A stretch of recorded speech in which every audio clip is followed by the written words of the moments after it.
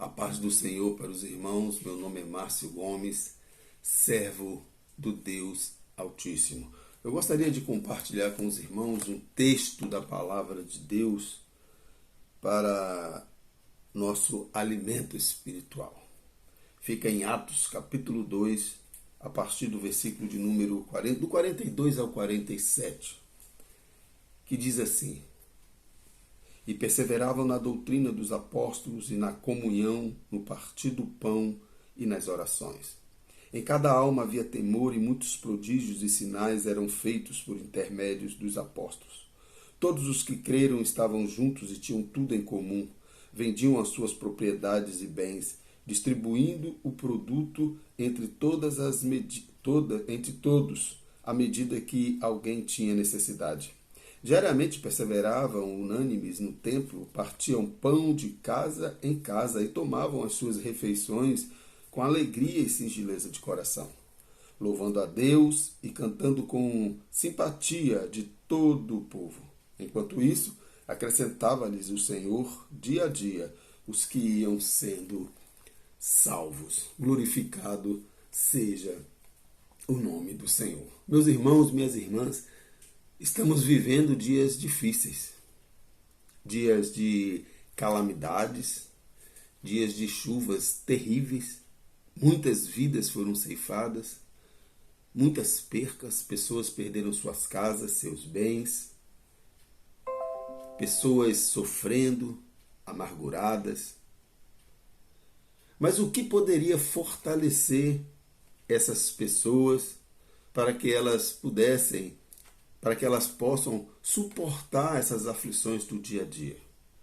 Eu entendo, meu irmão e minha irmã, que a palavra de Deus, ela é a única ferramenta capaz de preencher o vazio do ser humano.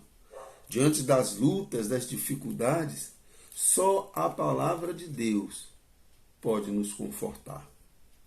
Porque a palavra de Deus, ela é viva e eficaz. Porque a palavra de Deus é lâmpada para os nossos pés e luz para os nossos caminhos. A palavra de Deus, ela é apta para nos corrigir, para nos direcionar, para nos confortar. É a palavra de Deus. Mas, infelizmente, nós estamos vivendo há muitos anos, eu poderia dizer já até há muitos séculos, uma apostasia terrível no meio da igreja. Mas por que esta apostasia, esse distanciamento de Deus está acontecendo no meio da igreja? Quando a gente olha para Atos dos Apóstolos e olhamos para a igreja primitiva e comparamos esta igreja com a igreja de hoje, nós percebemos que um dos principais fatores estão escassos em na maioria das igrejas. No versículo 42 vai dizer o porquê que essa igreja tinha temor, por que os sinais apareciam no meio dessa igreja, porque havia comunhão nesta igreja. Versículo 42 vai dizer que eles perseveravam na doutrina dos apóstolos. Perseveravam na doutrina dos apóstolos. Eles perseveravam naquilo que eles haviam aprendido. Eles inculcavam a palavra em suas mentes e as praticavam. Eles estudavam a palavra. Eles tinham sede da palavra. Eles ficavam horas ouvindo a palavra. E quando nós olhamos para os cultos hoje, a gente vê uma necessidade muito grande do ensino da palavra. O ensino da palavra tem ficado em segundo plano. Os cultos ditos de doutrinas, onde nós aprendemos várias doutrinas básicas para o nosso crescimento, aprendemos sobre santificação, sobre expiação, regeneração, mortificação do velho homem. Aprendemos a ser crente. É no culto de ensino, no culto de doutrina. A igreja evangélica, na sua maioria, está presa apenas, está cometendo, na verdade, o mesmo erro que nós, evangélicos, muitas das vezes criticavam dos católicos nominais. Aqueles que vão às missas só no final de semana, participam dos cultos, mas não tem uma vida diária de comunhão com Deus, não tem uma vida diária de reflexão no nosso manual de regra e fé, não tem uma vida diária de prática desse evangelho. E na maioria das vezes é por falta de ensino da palavra. As pessoas não conhecem os fundamentos básicos da sua fé, por falta de ensino da palavra. Nós precisamos investir no ensino da palavra. Ensinar o povo a olhar para a Bíblia e compreender o que a Bíblia diz sobre diversos assuntos da nossa vida, da nossa caminhada cristã. O que a Bíblia diz sobre pecado? O que a Bíblia diz sobre santificação? Qual é o meu papel como cristão? Mas, infelizmente, são raros aqueles que invertem verdadeiramente no ensino da palavra. Sabe por quê? Porque isso não dá ibope, isso não enche igreja, isso não atrai povo. O que atrai povo é a teologia do tudo posso naquele que me fortalece. Irmãos, a igreja de Atos dos Apóstolos, eles se dedicavam ao ensino dos apóstolos. Eles pregavam o evangelho. Eles compartilhavam aquilo que eles haviam aprendido todos os dias. Era uma forma também deles praticarem e relembrarem aquilo que eles haviam aprendido. Por isso que lá em Mateus, capítulo 28, Jesus vai dizer: ide por todo o mundo, pregai o evangelho. Ensinai o evangelho. A base, irmãos, do cristianismo é o ensino. Nós precisamos investir no ensino da palavra. Ide por todo o mundo e pregai o evangelho a toda criatura. Batizando-os. Ensinando-os. O ensino da palavra, meus irmãos, ela nos traz aperfeiçoamento. O ensino da palavra, ela limpa o nosso corpo, ela nos purifica. Está lá em João 15:3. Vocês já estão limpos pela palavra que lhes tenho falado.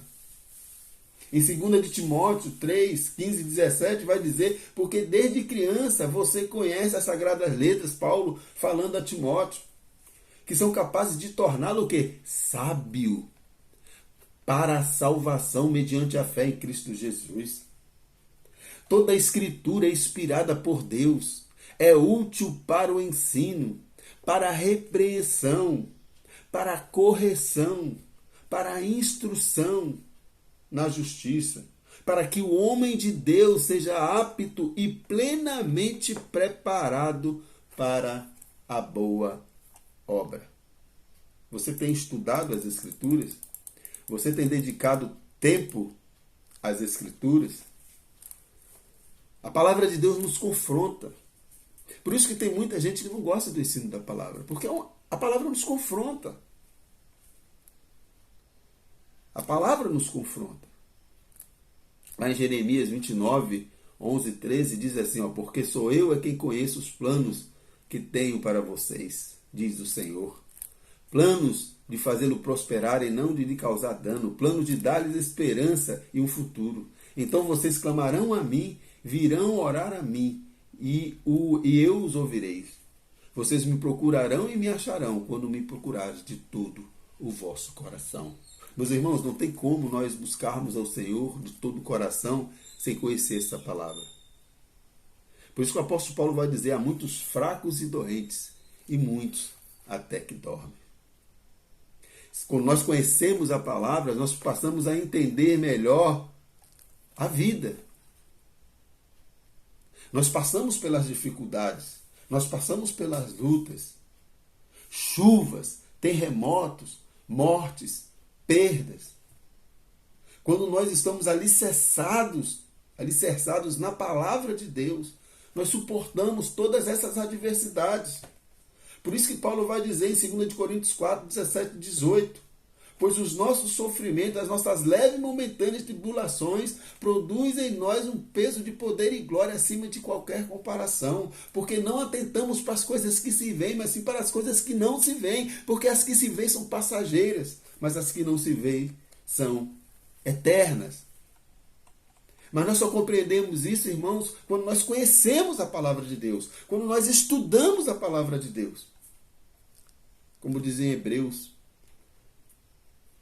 a palavra de Deus ela é viva e ela é eficaz. Ela é mais cortante do que uma espada de 2 gumes, ao ponto de dividir alma e espírito, juntas e medulas, e discernir todos os pensamentos e propósitos do coração. A igreja de Atos dos Apóstolos viviam em comunhão. Viviam em comunhão, irmãos. Sabe por quê? Porque eles aprenderam. Lá em Hebreus 10, 25 vai dizer, não deixemos de reunir-nos como igreja, segundo o costume de alguns, mas encorajemo-nos uns aos outros, ainda mais quando vocês veem que se aproxima o dia, as dificuldades. É o momento de nós nos unir, estarmos juntos, alicerçados. Por isso que lá em Mateus, capítulo 6 e 7, ele vai dizer que aquele que ouve a minha palavra e as pratica é semelhante ao homem que constrói a sua casa onde? Na rocha. Vai vir as tempestades, as lutas, os problemas, as dificuldades. Mas ele está alicerçado em Cristo. Ele não está alicerçado no oba-oba. Ele não está alicerçado no tudo posso que me fortalece. Ele não está alicerçado no evangelho gospel, coaching. O evangelho antropocêntrico, o evangelho voltado para o homem. Ele está alicerçado no evangelho voltado para Cristo. Ao ponto dele ter autoridade de dizer que o viver é Cristo e o morrer é lucro. Será que eu e você estamos preparados para fazer isso?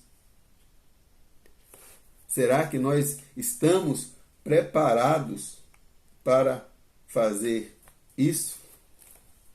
Paulo, escrevendo aos Filipenses, capítulo 4, versículo 12 e 13, ele vai dizer: sei o que é passar necessidade e sei o que é ter fartura. Aprendi o segredo de viver contente em toda e qualquer situação, seja bem alimentado, seja com fome, tendo muito ou passando necessidade. Tudo posso naquele que me fortalece. Quando Paulo chega a dizer que tudo pode naquele que lhe fortalece, ele está dizendo das adversidades. Com Cristo nós passamos por adversidades. Com Cristo nós passamos pela tempestade. Com Cristo nós andamos sobre as águas. Com Cristo nós entramos na fornalha. Com Cristo nós ressuscitaremos naquele grande dia. Glorificado seja o nome do Senhor. Mas é necessário você estar alicerçado na palavra. Porque a palavra de Deus, ela é que nos direciona. A palavra de Deus é que nos guia. A palavra de Deus é o nosso manual de regra e fé. É a nossa bússola que liberta, que cura, que salva e leva o homem para o céu. A base da vida cristã saudável está naquilo que aprendemos sobre Deus, através da sua palavra. Quando não conhecemos a palavra de Deus, irmãos, todo o processo de santificação e comunhão são comprometidos. Tem um texto da palavra de Deus fala muito profundo ao meu coração. Colossenses 3, 23, 24. Tudo o que fizerem, façam de todo o coração, como para o Senhor, e não para o homem, sabendo que receberão do Senhor a recompensa e herança. É a Cristo, o Senhor, que vocês estão servindo. Nós precisamos colocar isso na nossa mente, para nos libertarmos dessa teologia terrível ensinada por aí. Que nós possamos verdadeiramente viver o Evangelho. Não olhando para o homem, mas olhando para Cristo. Não fazendo para o homem, mas fazendo para Cristo. E que a graça do nosso Senhor Jesus Cristo esteja conosco, nos abençoando, nos conduzindo e nos dando sabedoria para entendermos qual é o seu querer e o seu propósito para as nossas vidas. Que Deus te abençoe, que Deus te dê força, que Deus te fortaleça nesse momento de lutas, de aflição. Entrega na mão do Senhor os seus problemas, as suas lutas. Fale com Ele. Se alimente desta palavra. E verdadeiramente você terá força para suportar toda e qualquer tribulação. Fique na paz, em nome de Jesus.